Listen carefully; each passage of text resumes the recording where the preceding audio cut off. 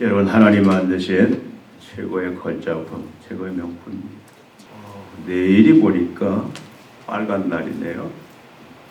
연휴를 끼워서 세상 사람들은 아마 어제부터, 금요일부터 연휴를 즐기는데 여러분들은 이렇게 주일 지키느라, 온전히 지키느라 참 하나님 앞에 믿음으로 바로 여러분들이 바로 진정한 명품이고 걸작품입니다.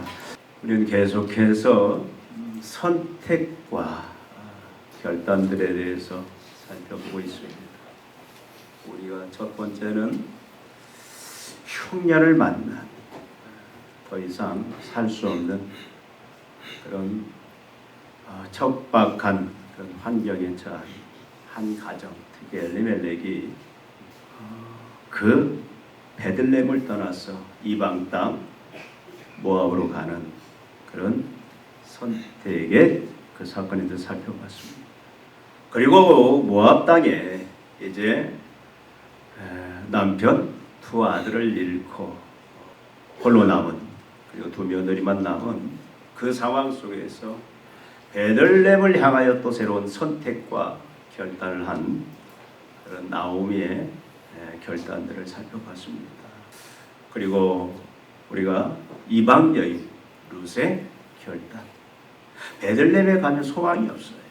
가정이, 새로운 남편이 절대적인 희망이고 소망인데 그곳에는 그런 희망이 없는데도 불구하고 하나님 앞에 올인한 그 믿음으로 그 하나님을 선택하고 그래서 결단하고, 그리하여 이제 나오미와 룻이 베들레헴을 향해서 출발하고, 오늘 말씀은 그 베들레헴 성에 도달하는 그런 말씀입니다. 10년 만에 돌아왔죠, 베들레헴에. 네, 사람들이 나오미를 보고 아마 낮 시간이었는 것 같아요. 많은 사람들이 성 앞에서 나오미를 보고 큰 소동이 일어납니다. 술렁거리기 시작해요. 아니, 이게 나오미가 아니냐. 여러분, 모습이 어떤 모습이었다라고 생각합니까?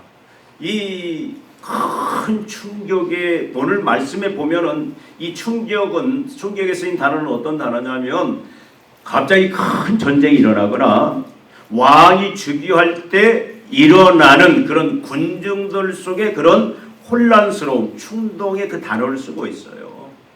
이거 많은 성문에서 나오미를 아는 사람들이 보고 큰 혼란에, 충격에 쌓이고 술렁거리기 시작합니다. 나오미가 아니냐. 여러분, 나오미의 모습은 어떤 모습이었겠습니까? 이제는 거의 다 늙어 참 최재한 그런 모습이었고, 또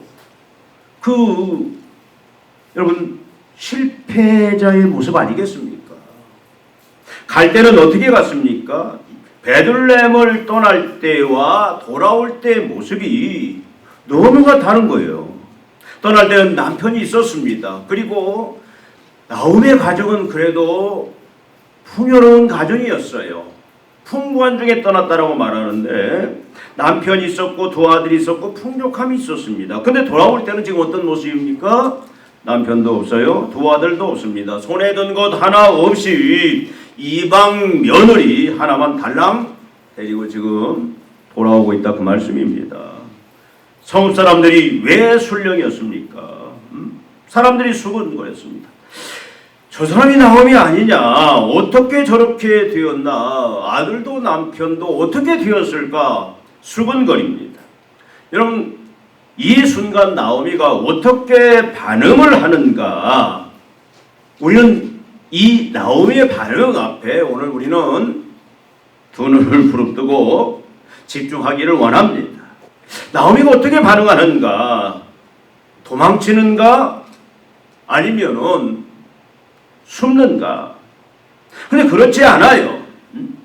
우리는 오늘 이 나오미의 반응 속에서 우리의 놀라운 신앙의 깊이를 발견할 수가 있습니다. 여러분들, 오늘 말씀을 통해서 보통 우리가 평범한 모든 사람들이 이 시대에 보이는 그런 신앙을 훨씬 뛰어넘어서 이게 진짜 믿음이구나. 예수님이 말씀하신 것처럼 이 시대의 믿음을 보겠느냐. 참 이 시대의 믿음 보기가 힘들어요. 연휴면 우리 교회는 왜 비었는지는 모르겠지만 보통 교회들이 연휴만 끼면 교회가 텅텅 빕니다. 뭐 시대의 흐름이다 그렇게 말할 수도 있겠지만 주님의 말씀에 우리는 한번 기울여 봐야 됩니다. 말세에 진정한 믿음을 찾아볼 수가 있겠느냐. 여러분 지금 나오미의 이 말들 우리가 같이 읽어봤죠. 나오미가 뭐라고 사람들 앞에 그 성문 앞에서 자기를 둘러싸 의아해하는 사람들 앞에 그가 뭐라고 반응하느냐. 나오미가 그들에게 이르되 나를 나오미라 부르지 말고 나를 마라라 부르라. 이는 전능자가 나를 심히 괴롭게 하셨다. 전능자가 누구를 말합니까? 하나님이 나를 심히 괴롭게 했다. 지금 내 모습이 하나님이 나를 괴롭게 한 모습이다. 내가 풍족하게 나아갔더니 여호와께서 내게 비어 완전히 빈털터리가 비어 돌아오게 하셨느니라.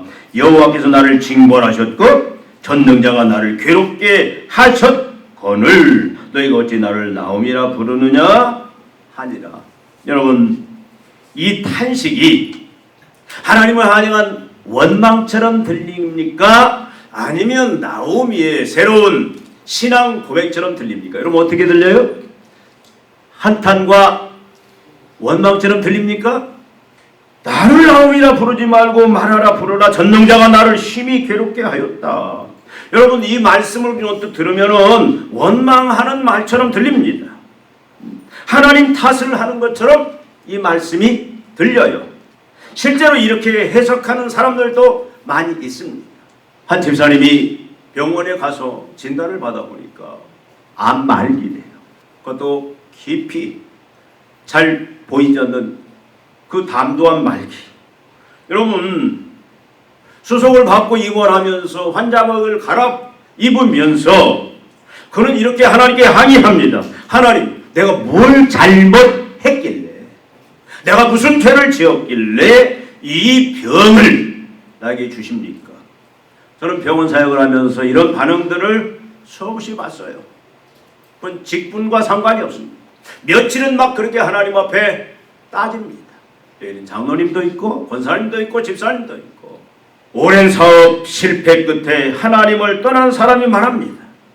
하나님이 나를 망하게 하셨다. 하나님 어찌 나에게 이런 시련을 주십니까? 여러분 나오미의 지금 이 탄식이 이렇게 얼마든지 들릴 수가 있는 원망처럼 들릴 수 있는 상황이다 그 말씀이에요. 갑자기 오랜만에 10년 만에 고향에 돌아왔습니다. 많은 사람들을 봅니다. 자기 옛날에 그 남편과 자녀들과 그 향수가 생각이 납니다. 그 모든 생각들이 그를 원망과 탄식으로 몰아가지 않겠습니까? 우리가 갑작스러운 예기치도 아니한 암을 만났을 때, 시한부 인생의 판정을 받았을 때, 사업이 망했을 때 당연히 오는 현상은 하나님을 향하여 믿음이 있는 사람들은 그렇게 탄식과 원망을 쏟아붓는 게 어떻게 보면 당연한 거예요. 그런데 오늘 여러분 문맥을 자세히 보면은 나오미의 이 탄식을 우리는 단지 하나님을 향한 원망보다는 하나님을 향한 그의 견고한 믿음의 신앙 고백으로 우리는 볼 수 있다 그 말이에요. 결국 우리는 이 말씀을 통해서 여러분 우리도 여러 가지 참 어려운 상황을 만날 수 있습니다. 나오미와 같은 상황을 만날 때에 우리도 안 만난다고 보장할 수가 없습니다.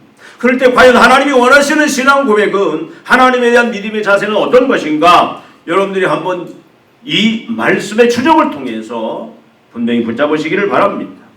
여러분 나오미가 베들레헴에 돌아오기로 결심한 것은 우리가 살펴보기를 흉년이 들었던 베들레헴 땅에 비로소 양식이 생겼다.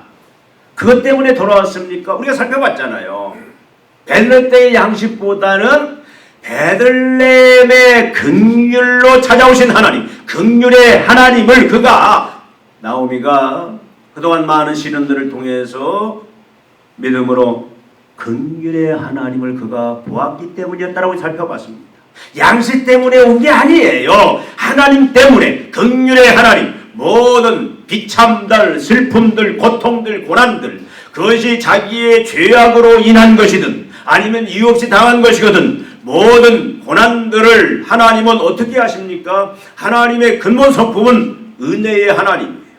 가장 아름다운 이름은 긍휼의 하나님입니다. 긍휼이라는 게 뭐라고 그랬죠? 아, 참 불쌍하구나, 참 가엾구나, 거기서 멈추는 것이 아니라 어떻든 그 불쌍한, 그 비참한 상황에서 끄집어내서 이런 그 불쌍함, 비참함을 제거해주고 진정한 기쁨과 평강과 축복에 이르도록 마지막까지 그렇게 일하시는 하나님의 성품이 긍휼이다. 성경 전체는 하나님을 긍휼의 하나님으로, 십자가에 죽으신 예수 그리스도의 그 사랑을 긍휼의 사랑으로 우리에게 보여주고 있습니다. 나오미가 그걸 봤다고 말이에요. 그래서 결심합니다. 내가 베들레헴으로 이제는 가겠다. 여러분 말씀드렸잖아요. 베들레헴으로 가는 게 쉽습니까?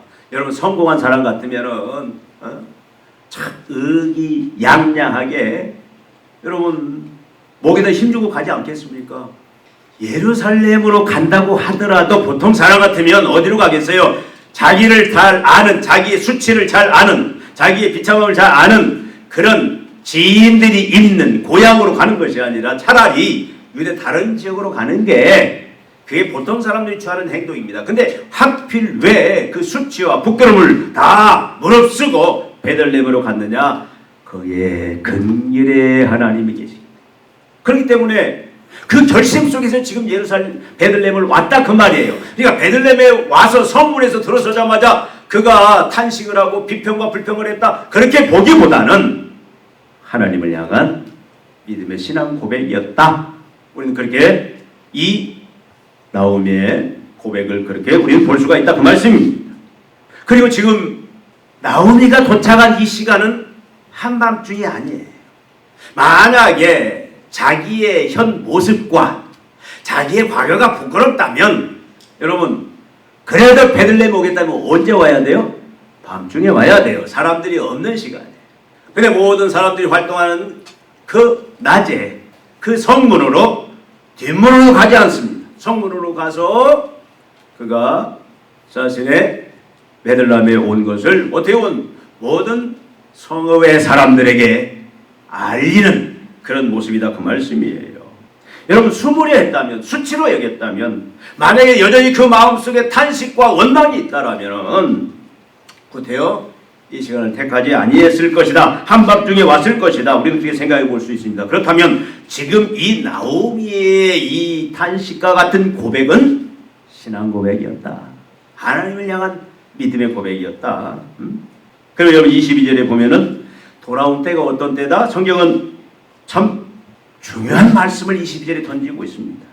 볼이 추수를 시작할 때다. 이 말은 무슨 말이에요? 볼이 추수를 시작할 때다는 얘는 뭡니까?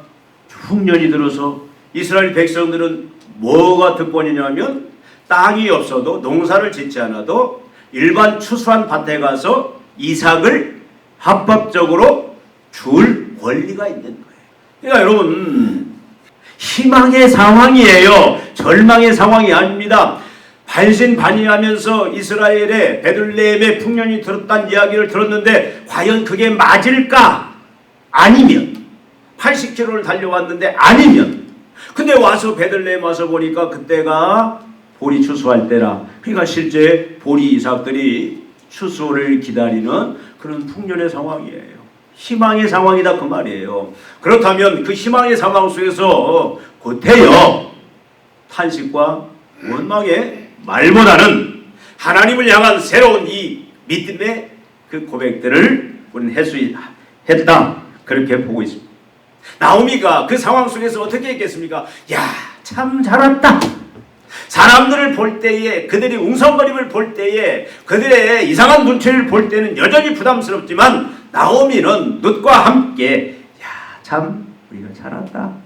모압에서 잘 떠나 베들레헴으로 잘 왔다. 아마 그런 고백을 했으리라 우리는 생각을 해봅니다. 다윗이 시편 22편에 보니까 우리가 잘 아는 말씀을 합니다. 부르짖습니다.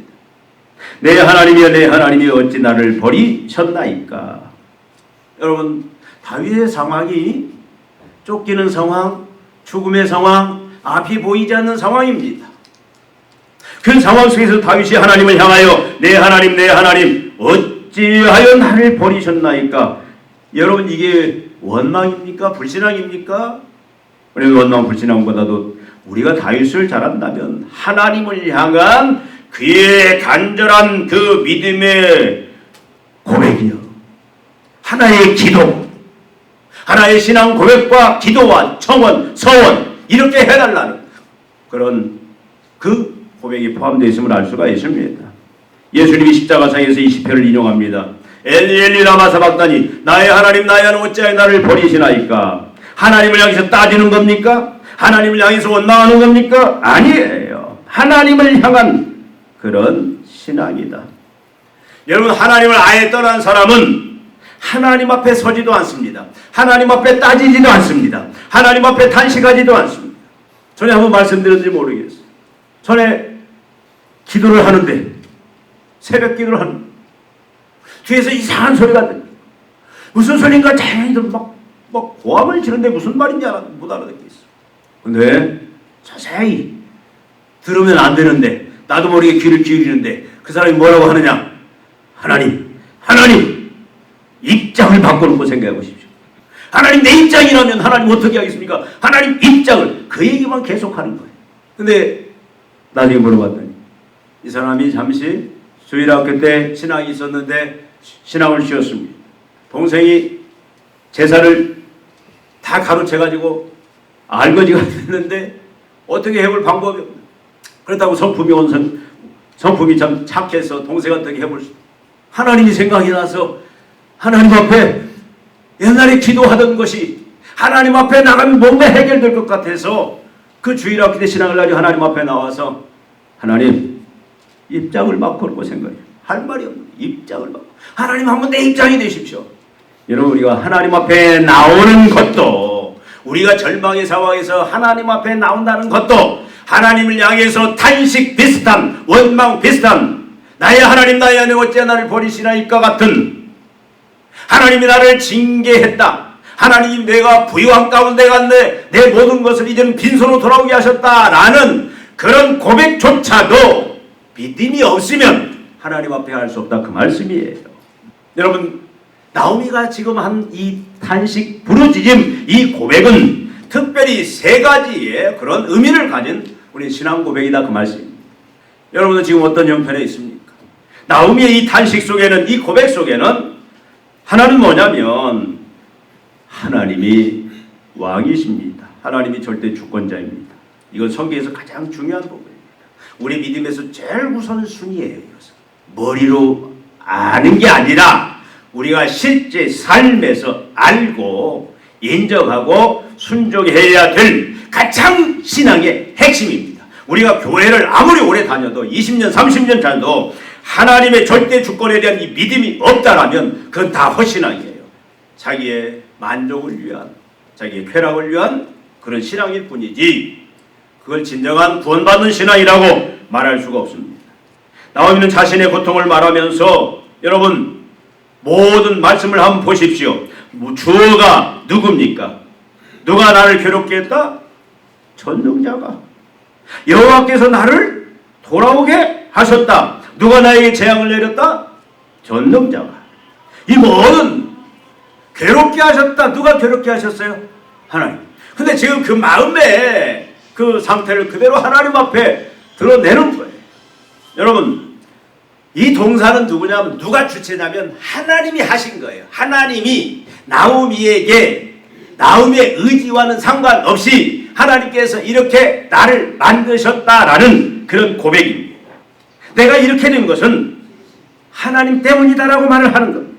이게 뭐냐면 이 안에는 하나님의 절대 주권의 신앙이 들어있다, 그 말씀입니다. 여러분, 보통 사람들은 잘 되면 누구 탓? 내 탓. 못 되면 조상 탓이라고 해요. 보통 사람들이 잘 되면 다 자기가 잘나서, 근데 못 되면 조상 탓, 남 탓을 하는 것이 보통 사람들의 특징입니다. 나오미는 지금 전혀 그런 관점이 아니라 자신의 인생의 모든 사건들, 고난도 그리고 상실도 귀환도 이 모든 것 하나님의 간섭과 주장과 섭리의 결과다. 여러분, 우리는 어떤 믿음을 갖고 있습니까? 이 세상 우주 만물을 누가 만들었다? 여러분, 누가 만들었습니까? 하나님이 만들었다. 하나님이 창조하셨다. 우리는 그렇게 다 고백합니다. 우리가 신앙 고백했죠? 사도신경 여러분 잘 아는 것처럼 전능하사 천지를 만드신 하나님 아버지를 내가 믿사오며, 여러분, 이건 하나의 주문이 아니에요. 하나님이 나를 만들었고 세상을 만들었다. 그러면 하나님이 나를 만들고 그냥 시계 태엽, 옛날 시계는 태엽을 감았죠. 지금 건전지, 그것이 있는 동안은 자동적으로 돌아가는 식으로 하나님께서 그냥 만들어 놓고 알아서 자동적으로 돌아가도록 그렇게 하나님 간섭하지 않느냐 그 말이에요. 아니에요. 이방 종교들은 그렇게 말합니다. 이슬람도 어떻게 보면 그런 신앙이에요. 절대자 신이 만들어 놓고 간섭을 안 해. 인간 스스로가 이제 구원도 취해야 되고 모든 걸 취해야 되는, 그것이 일반 세상 종교인데, 하나님은 그런 하나님이 아니에요. 만드셨을 뿐만 아니라 어떻게 합니까? 우리 인생들 속에는 깊이 개입하셔서 간섭하고 다스리고 이끌어간다. 이걸 우리는 무슨 표현을 씁니까? 섭리다라는 표현을 써요. 섭리. 하나님이 섭리하신다. 그 말은 하나님이 내 개인, 내 가정, 직장, 사업장, 국가, 모든 이 세상에 하나님이 직접, 초월의 하나님이 직접 내재하셔서 들어오셔서 간섭하시고, 그리고 그 인생을 하나님이 이끌어 가신다. 섭리의 하나님이다 그 말씀이에요. 여러분, 지금 나오미의 불평 같은, 탄식 같은 이 고백 속에는 분명히 우리가 주의해서 봐야 될 것은 뭐냐면, 자기의 인생 어떻게 보면 참 기억하고 싶지 않아요. 사람들이 손가락질하고 사람들이 참 그 부분을 가지고 참 나오미 안 됐다, 혀를 차고 동정하고 그런 상황이라 할지라도 나오미는 그 모든 것이 하나님의 주권 아래에서, 섭리 아래에서 이루어졌다. 물론 남편 엘리멜렉이 흉년이 왔을 때 예배도 없고 하나님도 없는 그 이방 땅에 간 것은 분명히 잘못이에요. 그건 하나님 앞에, 그건 하나님이 기뻐하시는 일이 아닙니다. 우린 절대 어떤 상황이든, 죽음의 상황이 와도 우리는 절대 하나님을 떠나면 안 됩니다. 예배를 떠나면 안 돼요. 하나님의 그 통치하심을 벗어나면 안 됩니다. 세상 속에 하나님이 없는, 예배가 없는, 말씀이 없는 세상에 가버리면 그건 망하는 길이에요. 죽음의 길입니다. 알아야 돼요, 여러분. 내가 한 번쯤 하나님 떠난다, 내가 한 번쯤 말씀 떠난다, 내가 한 번쯤 예배 떠난다. 여러분, 그 한 번쯤이라는 것이 그 사람이 평생을 발목에 잡고 사다리에 한번 죄가 붙잡으면 쉽게 넣어주지 않아요, 절대. 우리가 그렇게 의지적으로 내 신앙을 내가 주도해 갈 만한 그런 성숙한 자들이 아닙니다. 나오미는 모든 것이 하나님의 간섭과 다스림이었다. 우연히 된 것도 없고 재수가 없어서 된 것도 없고 모든 것이 하나님의 손 아래 있었다라는 그런 고백입니다. 여러분, 우리는 형통한 일을 만나든 불통한 일을 만나든 어떤 상황이든 좋은 일이든 나쁜 일이든 우리가 어떤 형편에 있든, 여러분, 우리는 모든 것이 하나님의 손에 있다라는 것을, 그것을 믿음으로 고백하는 것이 진정한 것이 믿음의 모습이다 그 말씀이에요. 여러분, 욥이 모든 것을 잃어버렸잖아요. 한순간에 모든 것을 다 잃어버리고 그가 뭐라고 말합니까? 주신 이도 여호와시요 거두신 이도 여호와시오니 여호와의 이름이 찬송을 받으실이로다. 욥기 1장 21절에 말합니다. 나오미의 고백이 바로 욥과 같은 이런 고백이다 그 말씀이에요. 또 하나님이 모든 걸 다 하셨다. 재앙도 고난도 하나님이 주셨다. 괴롭게 하셨다. 하나님에 대한 이 고백들은 뭐냐면, 어떻게 보면 지금 나오미의 가정이 큰 고난 속에 빠졌잖아요. 지금 베들레헴이 돌아왔지만 말씀드린 무슨 소망이 있습니까? 남편도 없어요. 자녀도 없어요. 과부 며느리 하나 지금 들어왔는데 땅도 없고 그런 상황인데, 그가 예루살렘을 떠나 베들레헴을 떠날 때는 많은 풍부한 것들을 가지고 떠났다고 했는데 이제는 내가 빈손으로 왔다. 풍족이 이제는 완전히 비어져서 왔다. 근데 여러분, 나오미가 이 고백 속에서 나오미가 말하는 것은 무엇을 말합니까? 나오미의 이 고백의 깊이를 봐야 돼요.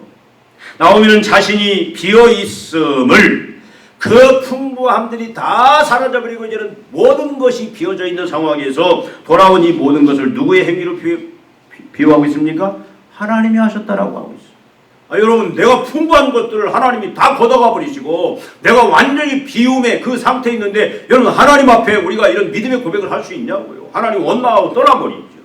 근데 지금 나오미는 뭐라고 말하냐면 자신이 이 비어있음을 하나님의 행위로 고백합니다. 이게 중요한 핵심이에요, 여러분. 하나님이 비우셨다? 그렇다면 하나님이 왜 비우셨느냐라는 거예요. 여러분, 비울 때는 왜 비웁니까? 우리가 비울 때는 사랑과 긍휼이 있으면 비울 때는 뭐냐면 채워주려고 비우는 거예요.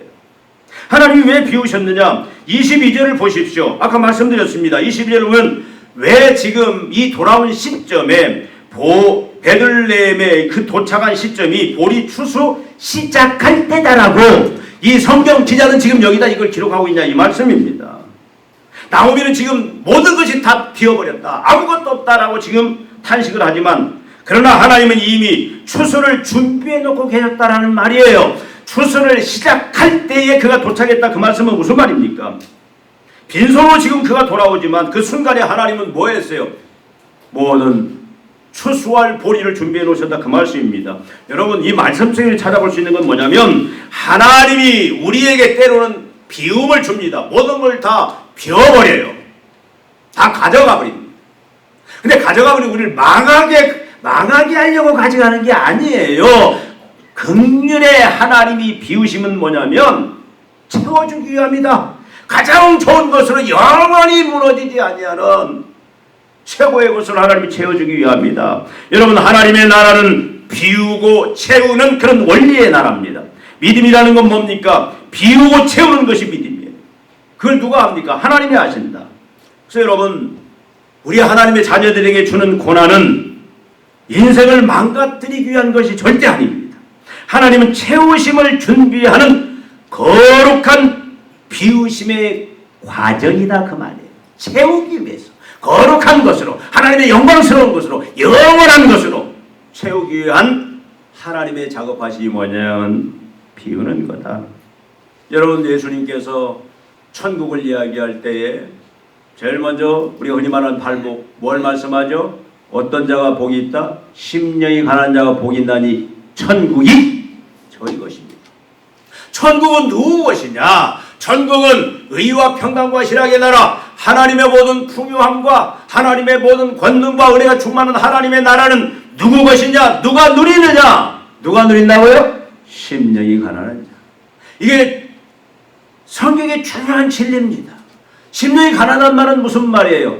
내 심령이 가난하다, 내 심령이 다 비워져야 된다, 그 말이에요. 세상 욕심들, 정욕들, 내 야망, 꿈, 비전, 모든 것들 다 비워져야 된다. 세상 욕심들 다 비워져야 된다. 영적으로 완전히 다 파산돼야 된다.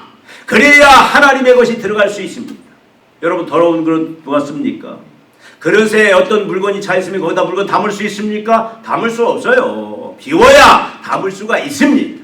하나님은 우리를 자녀 삼으시고 우리에게 하나님의 신령한 하나님의 생명, 예수의 생명, 하나님 나라의 권세와 능력들, 그 축복들, 영광들을 이제는 우리 안에 충만히 채워주시길 원하시는데 그냥은 채울 수가 없어요. 비워야 돼요. 내 옛사람을 비워야 됩니다.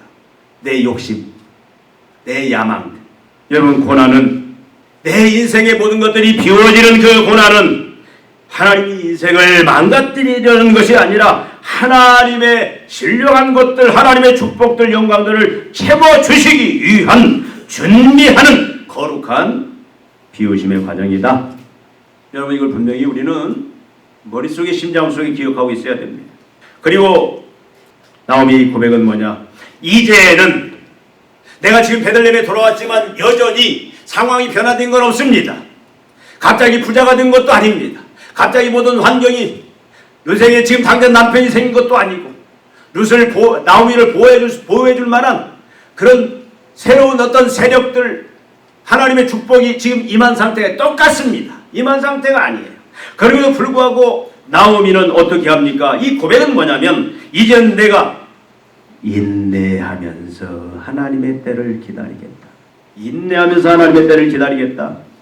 하나님을 떠나지 않고 아무리 이 시간이, 고통의 시간이, 비워짐의 시간이 아무리 오래 간다 할지라도 이것이 내 생명을 짓누르고 숨을 쉴 수 없게 심 한 방울 삼킬 그런 삼킬 수 없는 그런 절망의 상황이라 할지라도 자기는 끝까지 하나님을 떠나지 아니하고 하나님 앞에 인내하면서 하나님의 때를 기다리겠다라는 그런 고백이다, 그 말씀입니다. 여러분, 믿음이라는 게 뭡니까? 여러분들이 생각하고 있는 믿음은 어떤 믿음? 참 이 시대에 우리가 믿음이라는 정의를 매일매일 다시 한번 새롭게 우리가 정리하고 새겨야 됩니다. 믿음이라는 건 뭡니까? 절대 주권자 하나님의 그 섭리, 모든 내 삶의 영역 속에 미치는 그 하나님의 섭리를 인정하고 그 섭리 안에서 인내하면서 하나님의 긍휼의 때를 기다리는, 그렇게 사는 것이 진정한 믿음의 참 모습이다, 그 말씀입니다. 여러분, 우리가 그 믿음으로 살아갈 때에 하나님은 그 인생을 가만 놔두지 않아요. 나오미가 그 믿음으로 하나님의 절대 주권을 인정하고 이 모든 비워짐은 자기를 망하게 하는 것이 아니라 하나님께서 거룩한 하나님의 것으로 충만히 채우려고 하는 하나님의 축복의 과정이고, 또 이제는 하나님께서 인내할 때에 그 인내가 욥이 고백하는 것처럼 나의 가는 길을 그가 오직 아시나니 그가 나를 단련하신 이후에는 내가 정금처럼 나오리라. 하나님 앞에 순도 100%의 그 찬란한 그 영광의 믿음으로 하나님이 세우기 위한 그런 과정이다. 그래서 나는 인내하면서 참고 기다리겠다라는 그 믿음을 가진 사람을 하나님이 놔두시겠느냐, 그 말씀입니다. 나오미가 이 고백, 하나님의 섭리의 손이 여전히 자기를 붙잡고 있고 텅 비었지만 모든 것이 미완성의 상태지만 여전히 고통과 고난 속에 있지만, 그러나 하나님의 그 전능의 손이 자기를 붙잡고 있고 그 손이 이제는 때가 되면 움직일 것이다 라는 그 믿음으로 섰을 때 하나님은 나오미를 실망시키지 않습니다. 여러분, 22절 우리가 다시 한번 보면 참 22절이 굉장히, 이 22절은 2장과 또 앞으로의 모든 말씀과 연결시켜주는 굉장한 의미를 가진 말씀이에요. 나오미가 모압집에 이르러 모압집에서 그의 며느리 모압 여인 룻과 함께 돌아왔는데 그들의 볼이 추수 시작할 때에 베들레헴에 이르렀더라. 여러분, 이 이후의 사건을 여러분 어렴풋이 알고 있잖아요. 나오미가 굶습니까? 룻이 굶습니까? 하나님은 이 믿음으로 이 고백 속에서 하나님을 떠나지 않고 하나님을 신뢰하면서 하나님의 능력을 의지하면서 이제는 환경이 변화되지 않았지만 그 긍휼의 하나님의 때를 인내하면서 기다리겠다고 하는 이 믿음의 고백을 하는 나오미를 어떻게 합니까? 룻을 어떻게 합니까? 보리 추수밭을 준비하셔서 먹고 사는데 지장 없도록. 여러분, 나중에 어디로 인도합니까? 보아스의 밭으로. 하필이면 간 곳이 어디입니까? 보아스의 밭에 가서 이삭을 주었더라. 하나님의 손길이 준비되어서 하나님이 인도하셨다, 그 말씀이에요. 마침 그 믿음의 증거를 통해서 하나님이 마침 어떻게 했다? 하나님의 손이 역사했다, 그 말씀입니다. 믿음을 가진 자에게 하나님은 보리추수를 준비해놓고 기다렸어요. 룻에게는 보아스라는 그 인생의 울타리, 영원한 축복의 그 존재를 하나님은 준비해놓고 계셨다. 여러분, 하나님은 이 작은 두 여인의 이야기를 통해서 다윗 시대를 여시고 예수 그리스도의 시대를 여셨다. 지금은 사사시대입니다. 하나님을 떠나요. 하나님에 대한 믿음이 없습니다. 다 세상을, 예배도 없고 하나님도 없는 각기 속에 오른 대로 자기 생각대로 말씀도 없고 그렇게 불신앙 속에 사는 이 시대에, 그 시대가 뭘 가져왔습니까? 모든 것이 다 텅텅 비어버렸어요. 아무것도 없습니다. 다 빼앗기고. 근데 하나님은 이 두 여인의 이 믿음을 통해서 이제는 그 비어있는 그 사사시대를 모든 것이 충만한 그런 영광의 다윗 시대로 하나님이 이끄셨다, 그 말이에요. 여러분, 다윗 시대에는 모든 것이 충만했어요. 전 세계를 지배하고 모든 열방들이 와서 무릎을 꿇고 조국을 바치고 모든 것이 충만한 그 길을 여셨다. 누구를 통해서? 이 믿음의 나오미를 통해서. 결국 예수 그리스도가 오셔서 죄와 사망 가운데, 비참한 가운데 있는 우리들을 구원해 내셨다라는 사실. 여러분 지금 어느 자리에 있습니까? 지금 현재 여러분 지금 평안한 자리에 하나님과 동행하면서 하나님과 같이 하나님의 사역을 감당하는 영광된 자리에 있는 분도 있습니다. 풍족한 하나님이 주시는 그 은혜 속에 있는 분도 있습니다. 그러나 지금 어떤 분은 풍족하게 나갔다가 모든 것이 비어 돌아온 그런 자리에 있는 분이 있을 수도 있습니다. 질병이 되었든 물질이 되었든 인간관계가 되었든 자녀 문제가 되었든 내가 풍성했는데 모든 것이 지금 비어져 버린 그런 상황에 처한 분이 있을 줄 모릅니다. 우리가 인생을 살아가는데 그런 환경이 안 온다고 보장할 수가 없습니다. 하나님의 자녀들에게는 하나님이 더 큰 것으로 많이 채워주기 위해서는 그런 비어짐의 상태를 우리는 끊임없이 경험해 나갈 수밖에 없어요. 저도 지금까지 살아오면서 많은 그 육신적으로 세상적으로 때는 아픔이 있지만 그 비어짐의 상태를 풍부하면서 모든 것이 다 떠나버린 그 비어짐의 상태를 저도 경험한 것이 많습니다. 지금도 그것이 있을 수 있어요. 여러분들은 어떻습니까? 풍족하게 나갔다가 비어 돌아온 그런 자리 앞으로 우리가 선다라면 우리는 과연 어떻게 반응할 것인가? 우리의 자녀가 그런 환경에 처한다면 여러분들은 어떻게 지도할 것인가? 우리의 성도가 내 사랑하는 지체가 그런 환경에 처하면 여러분들은 뭐라고 신앙의 지도를 할 것인가? 여러분 스스로를 말하라 부르고 싶은 그런 자리에 있는 사람도 있을 수 있습니다.